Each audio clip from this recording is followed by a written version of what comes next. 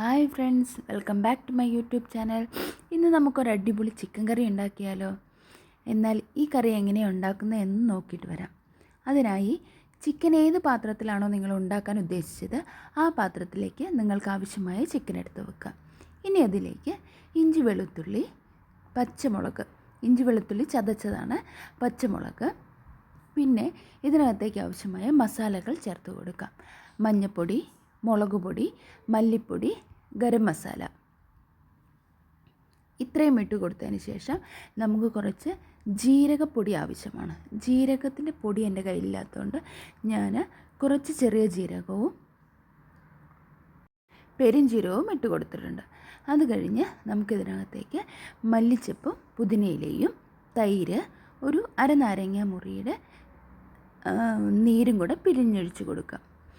ഇതെല്ലാം ഇട്ട് കൊടുത്തതിന് ശേഷം ഇനി നമുക്കിതിനകത്തേക്ക് വേണ്ടത് സവോള ഫ്രൈ ചെയ്തെടുത്തതാണ്.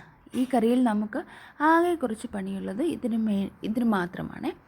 ഫ്രൈ ചെയ്ത സവോള കൂടെ ഇട്ട് കൊടുത്തതിന് ശേഷം നമുക്ക് ഈ ചിക്കൻ നല്ല പോലെ ഒന്ന് മിക്സ് ചെയ്ത് കൊടുക്കാം.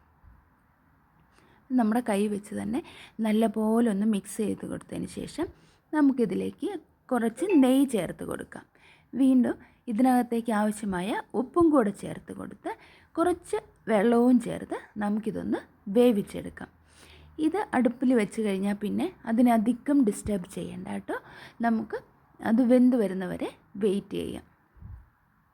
ഇപ്പോൾ എല്ലാം ഇളക്കി മിക്സ് ചെയ്തതിന് ശേഷം ഞാൻ അടച്ചു വെച്ച് വേവിക്കുന്നുണ്ട്. ഇനിയിപ്പോൾ ഇതാ ഒരു 10 മിനിറ്റ് കഴിഞ്ഞപ്പോൾ നമ്മുടെ ചിക്കൻ നല്ല പോലെ വെന്ത് വന്നിട്ടുണ്ട്. ഇനി ഇതൊന്ന് ചെറുതായിട്ട് ഇളക്കി കൊടുക്കാം. ഇളക്കി യോജിപ്പതിന് ശേഷം വീണ്ടും നമുക്ക് മൂടി വെച്ച് വീണ്ടും ഒന്ന് വേവിച്ചെടുക്കാം. ഇപ്പോൾ ഇതാ നമ്മുടെ ചിക്കൻ നല്ല പോലെ വെന്ത് കുറുകി എണ്ണയൊക്കെ തെളിഞ്ഞു വന്നിട്ടുണ്ട്. ഇനി ഇതിനകത്തേക്ക് നമ്മുടെ ഫ്രഷ് കറിവേപ്പിലയും കൂടി ചേർത്താൽ നമ്മുടെ ചിക്കൻ കറി റെഡിയായി.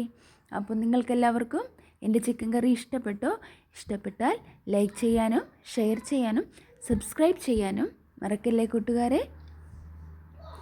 അപ്പോൾ see you tomorrow with a new video.